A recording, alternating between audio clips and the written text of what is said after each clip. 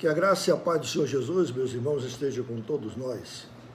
Hoje nós estamos para meditar um pouco sobre a sugestão do presente diário que tem como tema a conversão, ou melhor, conversão, baseado no texto de Atos capítulo 9, versículo 22 ao versículo 31. Na vida já me deparei com muitos convertidos ao Evangelho de nosso Senhor Jesus Cristo, e de alguns, confesso, fiquei com o pé atrás, duvidando como quem aguarda maiores evidências. No livro de Atos, relata como os irmãos de Damasco ficaram, ao ver e ouvirem o testemunho pessoal de Paulo. Diziam: será isso possível? Realmente isso é verdade? Veja o que diz no capítulo 9, versículo 21. Não é este o que exterminava em Jerusalém os que invocavam o nome de Jesus, e para que veio com o fim de levar amarrados para os principais sacerdotes? A conversão de Paulo foi um dos principais eventos narrados no livro de Atos. Isso porque ele se tornou o maior missionário da era cristã. Até hoje, assim, o consideramos. Porém, como disse Jesus ao líder Ananias, o líder da igreja cristã em Damasco: vai, porque este é para mim um instrumento escolhido para levar o meu nome perante os gentios e reis, bem como perante os filhos de Israel, pois eu lhe mostrarei o quanto lhe importa sofrer pelo meu nome. Atos 9, versículo 15 e 16. Realmente, aquele que se tornou o maior líder missionário cristão foi, sem dúvida, um dos que mais sofreu a desconfiança dos irmãos. Foi na história um dos que mais padeceu perigos, prisões, sofrimentos, açoites e traição.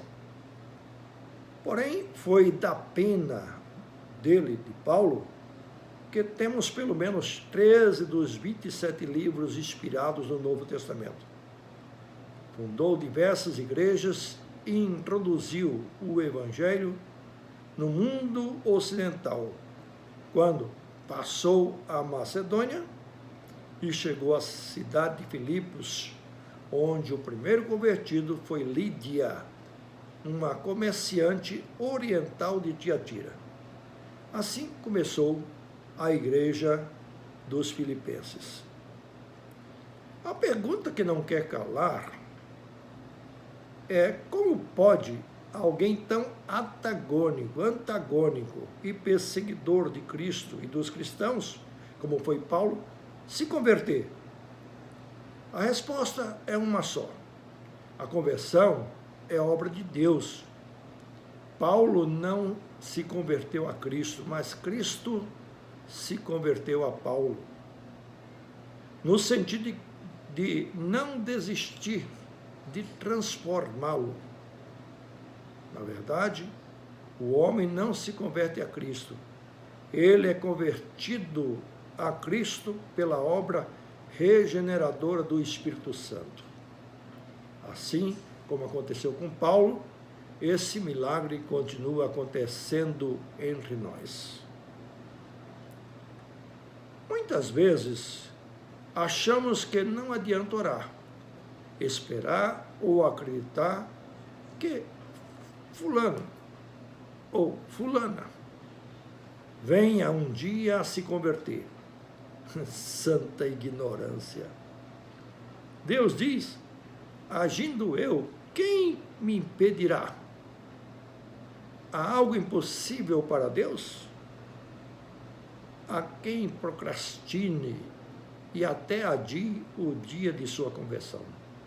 Mas aos chamados e amados de Deus, esse dia será irresistível. A fé bíblica nos ensina E a história exemplifica e mostra que isso continua acontecendo. Glória a Deus! Assim como Paulo necessitou de um Barnabé para o discipular e empenhou-se para que a igreja de Jerusalém acreditasse e o aceitasse, assim também muitos necessitam de um Barnabé discipulador para os ensinar e ajudar na nova caminhada de fé, bem como apresentando-o à igreja.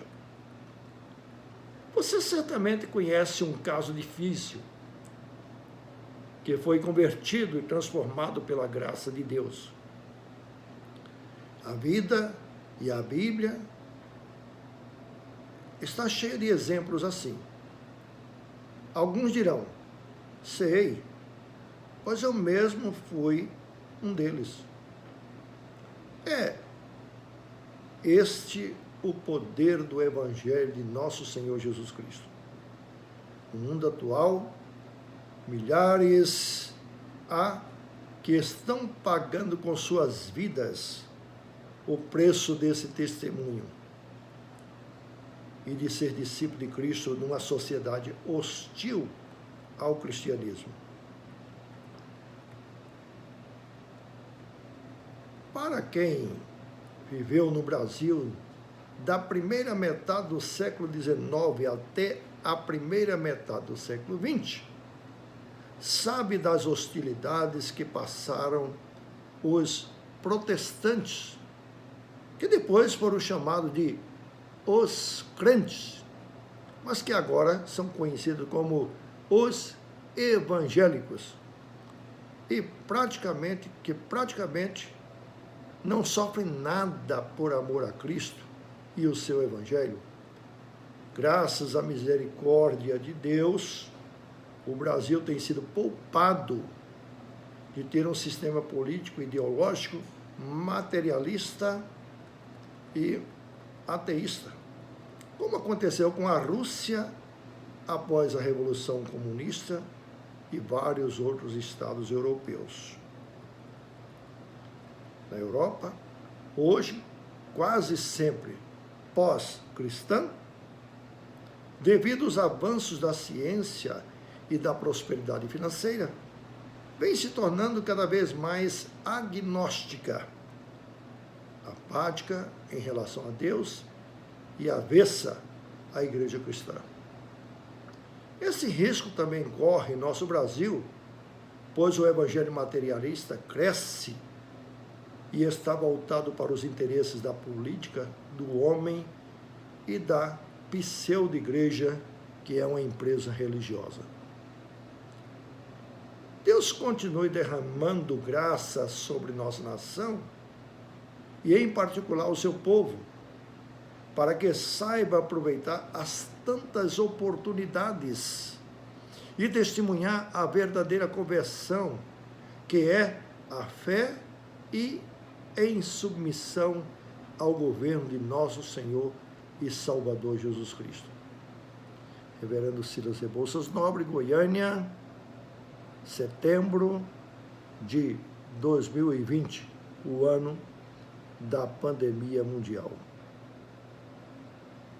Assim Deus nos abençoe e a graça do Senhor esteja sobre todos nós. Amém.